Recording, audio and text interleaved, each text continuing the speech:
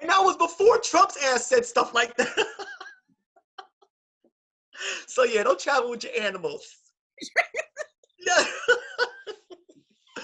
Oh my God. I'm sorry. I sincerely, I'm so sorry that you had to It's experience. okay. Thank you. That's awesome. It was crazy. It was crazy. So let me ask you, when did you have the inclination or the feeling that you wanted to be in show business? Like when did you have that? Okay, so my show business, uh, it was a calling for me. Honestly, Mhm. it wasn't that I just like was like, oh, this seems cool. Like I was 2 years old when I started. I started dance. I started doing tap and ballet at 2. Wow. Um, Oh. that's where I got my first pair of tap shoes when I was 2 years old. I got my first pair of ballerina slippers when I was 3. And that's when my performance life started. I was doing um, voiceover work, commercials for like McDonald's commercials, because my mom Mhm. worked in radio for 35 years. Awesome. Oh, I So love I was that. doing voiceover work when I was like 5 years old. And so a lot of these things were on the performance side, on the in Mhm. front of the camera side, right? Right. When I was a kid, and at 7 I became really, really, really, really, really, really just wrapped in French art, and wrapped in impressionism art. Oh, And nice. I fell in love with the Monets of the world, and I fell in love with impressionism art, and I fell in love with Mhm. sculpting, and I knew that I wanted to be an artist at 7. And so I started to prepare a Paris fund. That's when I opened up my first bank account. I was 7 years old. My mom took me to go and start a bank account. And um, it was back when Washington Mutual was still a bank. Oh, wow. Before it was Chase. Right. So that's where I had my first account. I was 7, and it was a savings account, and so that eventually became my college fund. But it was supposed to be my Paris fund, which I've been all over the world. I still have not been to France, but that's a whole other. Wow. But I've literally been all over the world. I'll get to that. But and so at 7, I was like, I want to be an artist. I did not realize that it wasn't for me to be a visual artist. But even though I do actually physically do visual art now as an adult, and when I was 7. Mhm. But it was very, very clear to me by the time that I was 12, when I started at Amazing Grace Conservatory, which is a theatrical training institute in Los Angeles, California. It's ran by Angelica Robinson, and I was there for like 10 years. But when I got there when I was 11 or 12, um, that is when I knew that my art was performance art, not necessarily visual art. And Okay. where I was the most strong, that is where I knew that my soul was fed. That is where I knew where I could gift and bless people the most. Wow, that's me. That's awesome. Yeah. So this is like you said, it's in your DNA. It's in your blood. It was very, it was, I started doing it at 2. And I knew I was going to do, I was an artist from 7. Like, it was just like, Right. okay.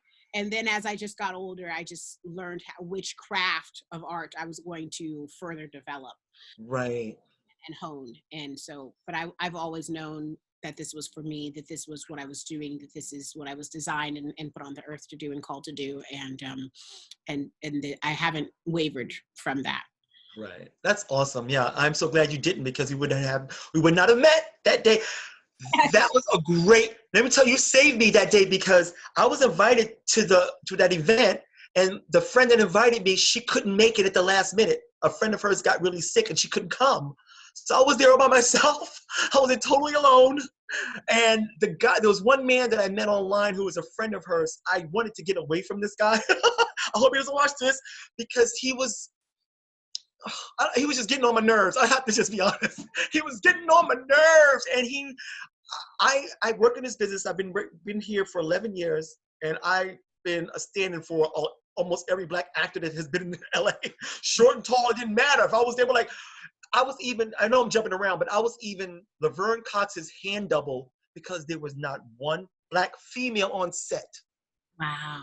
Not one, not even anyone that could pull. I'm looking at the camera and let y'all know that day, no black females on the entire set. And see, and this is why I started Tell Me a Story Productions back in 2014. Yeah. That's what I want to get to. Yes. I know we're going to get to that. I know we're going to get to for sure. Speak to the fact that there has to be women of not just women, but people of color in every single department. Every. Amen. Because I'm telling you, they went through. It was a great show. The producers were nice. The writer was great. He was there. It was LeVar Burton. I was standing in for LeVar Burton. I've stood in for him quite a bit. So he was really glad to see me. It was a great day. I was having a good time. Trevor Jackson. I'm not sure if you know who Trevor Jackson is. He's a black actor. He's really young. He's in his 20s, maybe 21, 22. He played Superfly, the remake of Superfly. I didn't see it, but is it no, not Dear White People. He's Grownish. He's Grownish, right? So he's a super nice young man. I mean, awesome. But that week I was standing in for LeVar, and LeVar had left after 2 days, and they kept me because I was there already. And Trevor's 6 foot something. Yeah, he's tall. I must tell you that the AD was trying to get rid of me for his friend that he wanted to stand in, but the producer and the director of photography was like, Briscoe's here already. We like him. We've known him for a while. I worked in other productions for them. Why would you want to get rid? I just want somebody else. I heard him saying this. He didn't know I knew all this. So I was just like, I'm gonna do my job so good you can't even try it. So when LeVar left and Trevor, they were like, Briscoe, can you stay? I'm like, absolutely. And then when they went around looking for a female, they went through every department looking for a female to be Laverne's body double, a hand double, because they would do an insert shot from another episode they'd already shot. They couldn't find one, so they used me, and they shaved my hands and put on long nails and the whole bit and the gown. And I'm like, this is ridiculous. I mean, I'm glad I'm getting this little bump. It wasn't much, but y'all need to get some black females on this set. Not one, no. So that was very interesting. And you're trying to get rid of the only black guy on set that day? What are you trying to do? It was crazy. But with that said, I was treated extra nice by Trevor. I think he must have heard something, but he made sure he bypassed me every time he said, "Good job, Briscoe. Good man." He had my back. He had my back, and it was really important. And his mom was there, and she was very, very supportive as well. So yeah, you get this kind of craziness sometimes on these sets, and it's ridiculous. But I try to be an example. But yet sometimes I just want to scream at the top of my lungs, like, what are you saying? What are you doing? But I got to be calm, but not anymore. You know what I mean? Now is the time for all people of color to really stand up and say, you know what? It is not the time to be calm anymore. It is the time. No. You know what? This is wrong. This is a problem. Y'all need to do something about this. And fuck the fear of not being able to, of like a job being taken away. Because if something for you, it is for you. And honestly, for those of us that are content creators and have that talent and have that drive and have that ambition, we can go and create our own shit. We need to do what Tyler Perry did and create our own stuff, make our own stories for our own people, and become a billionaire, just like the way he did. And it's not about pleasing or being or appeasing white sensibilities. We cannot continue to do that, and we've been doing it for so long that it does a disservice to ourselves. Yes, and women like you that stand up and speak it like the truth without, like you just said, without any fear. You have to be strong. I know that we, in the back of our minds, when we walk into a room, I know that I don't know if you feel the same way, but sometimes I'm looking for the black person or the other person of color like me. And usually, well, I don't know how it is now since we're going to be going back to work, but I worked on Glee for 5 years as well, and they had I was one of the main teachers. They had 2 black men and they would never use us at the same time. They would never, and I'm like, wait a minute though, we were both teaching in the school, we would probably be working on the same day. Realistically, you can give us both featured parts at the same time. What are you doing? It would be him and then me, and then him and then me. Never ever had we worked together. One day we worked, well, it was only one day, and that's how we knew that we were both doing the same job, because it was a big giant call that day. And it was like, oh, I know you work. He said, oh, I replaced you, you replaced me. But what is going on here? It has to change. It has to change. So that brings me back to you. Tell me tell me about your project, your production company, and how you decided to um to start this, and where did you get the name from? I know it's obvious, but No, it's funny. Okay, so I have my own production company. It's called Tell Me a Story Productions, and I you know I have a master's degree in film producing, and I've been producing for the past over 10 years, and I wanted to make sure that I was creating a company that was committed to creating engaging content that embraces diverse images of this multicultural human experience. And after being at major studios and learning all that I can, and really, at the highest level, because I was executive assisting the heads of the studios, heads of production at that point, and I knew who was in the room and who was not, and who was not in the conversations that were being had. I was on the telephone calls taking notes, and after further education and getting my master's from Chapman. I got my undergraduate degree. I double majored at Howard and was in both the School of Fine Arts and the School of Communications, and from Howard University. And then a few years later, I graduated. I was from Howard. I was working at Universal at the time, and I just knew that what I was doing, I was designed to do more. And I looked into producing, and I researched all the major film schools, and Chapman was the one that gave me a fellowship. I went to where the money was getting good, money, they give them that money. So I went to Chapman, got my degree, and then started my company in 2014, making sure that I could commit to creating those engaging content that embraces that diversity and embraces beautiful storytelling. And I wanted to really highlight the African-American experience at the center of every single story, and highlight diversity at every single story. And so there simply wasn't, and it wasn't just highlighting that in front of the camera, but also behind the camera, making sure that my crews, and I'm talking from the development team and the producers, all attached parties, from financing. I would seek venture capital financing from Black people. I would seek to partner with Black content creators. When I was looking at different DPs and cinematographers, one of my favorite cinematographers actually is a white male, and he went to grad school with me, and I love him to death because he knows how to make Black people look like. A lot of white folks do not know how to light for Black people. You know what I mean? They have us looking gray and ashy. Nah, we look like goddesses and gods. And I love Alex Griffin. I really, really do. He's my favorite DP. But I also my sister and Chapman alum, Crystal Kelly, who's also she's a Black female DP. She is fucking fire, and I love her.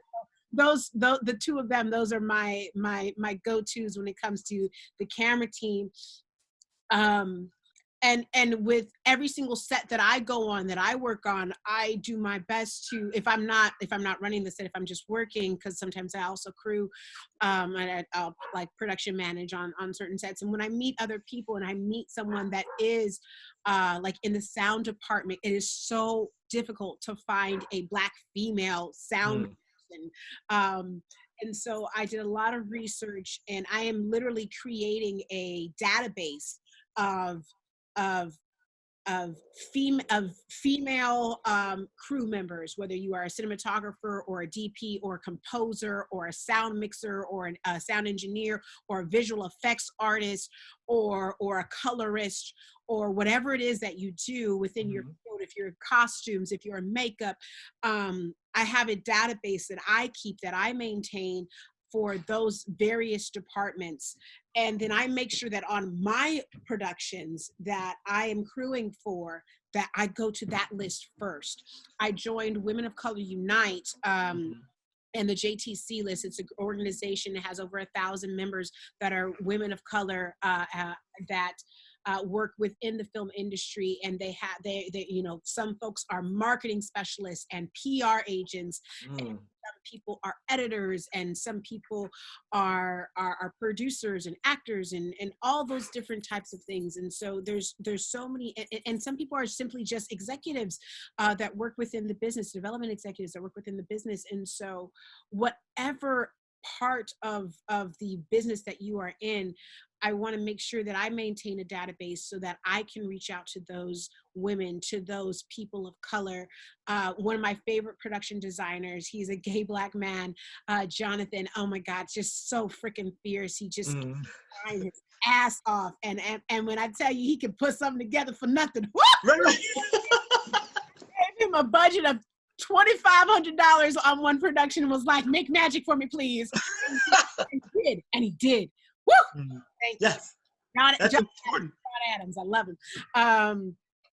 And it's just so fierce and so amazing. And then, of course, I would hire him on other productions as well. And so I love my John. And so one of the reasons why I created Tell Me a Story, because I was working at these studios and I was seeing that I was not advancing, and I've got 3 fucking degrees. I was like, I'm young, I'm ambitious, I have 3 degrees, I'm way overqualified than this 22-year-old white boy that you guys just promoted to VP. So what I'm gonna do is take my happy self, leave your place, take all of my talents, and go start my own shit. That's right. That's right. That's right. You're sitting there wasting your talent on why they. No, I understand what you're saying. Shoot, they should appreciate. What? I'm sorry. All of a sudden, get a bank alert. Oh, no, I'm sorry. Are they money? No, it was just an alert that they took money out. Let me get some money in. Amen. So, what else I want to say? Oh yeah.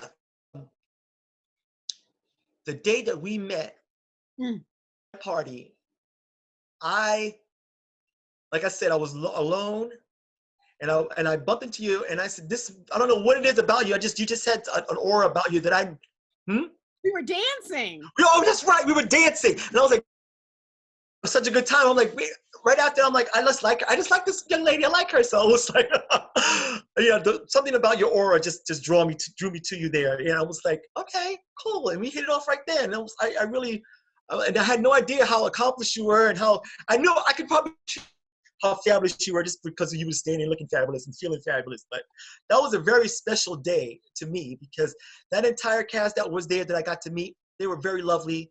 No shade, no attitude, no I'm this, I'm that, none of that. It was just a nice little thing. I had a special being there, and then meeting you was just even better. So yeah, I think we're gonna collaborate soon on something. I can feel it. I'm ready. I mean, I've been working. So with COVID, it's so crazy because with COVID, like in March and April, I was down for the count. I wasn't doing it because I physically couldn't even get out of bed. Like I was down for the count. But last July, I had produced a play called The Gaze No Homo, GAZE no homo, and it is the story. It was a cycle of plays. That was about a openly Black queer actor, Black queer man who is a stage actor, and he was moving and navigating through this very predominantly white theater space. And the cycle of plays is based off of his journey as he goes through this space. And we produced that play last year, and a lot of the topics and ideas and issues that come up in the play are very much on topic right now. And so what we decided to do is we decided to take that play, convert it into a 12-part new media series, and we adapted it for the times of COVID. And we basically created this new media series where every single actor in the play is sheltered in place at this theater festival. And so they're doing this theater festival rehearsal show via Zoom that we then turned into a new media series, and it's fucking fire. We released. I'm sure it is. Fire. We produced it, and I partnered with a writer, creator, playwright, dynamic, just lion of a king of a man. I mean, he's so fierce. He's amazing, and one of my dearest and oldest friends. We met when we were 12 years old at AGC at Amazing Grace Conservatory, and his name is Larry Powell, and he's the writer-creator of The Gays, No Homo, the plays. And so he also then adapted this play into the new media series that I produced, and we shot it in June.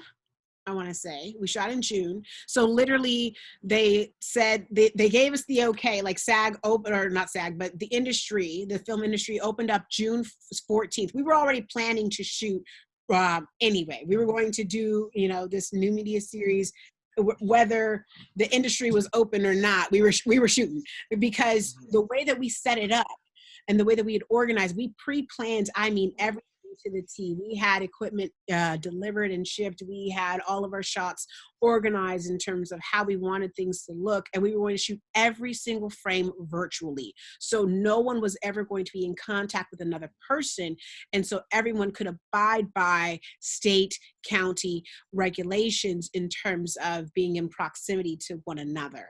Right. And if we were able to just get together on a Zoom meeting, that's how we were able to kind of get together.